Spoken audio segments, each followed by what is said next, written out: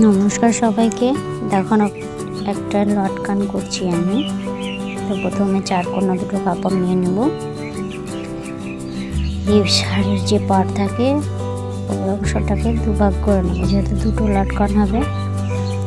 তো ঠিকভাবে আমি সাইজ করে নিলাম। এবার কোনাকুনিভাবে দুবার ভাঁজ করবো। প্রথমে একবার কোনাকুনিভাবে করবো, তারপর আবার একবার ভাঁজ করবো। দিয়ে ছুঁচটা দিয়ে সেলাই করে নেব। দেখো কীভাবে করলাম। এবার সেলাই করার পর আমি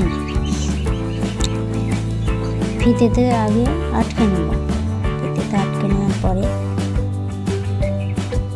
পাটটায় আমি অস্ত্র লাগিয়ে নিলাম। অস্ত্র লাগালে একটু ভালো হয়, শক্ত মজবুত হয়, লটকানটা বেশ ভালো হয়। দেখো আমার হয়ে গিয়েছে।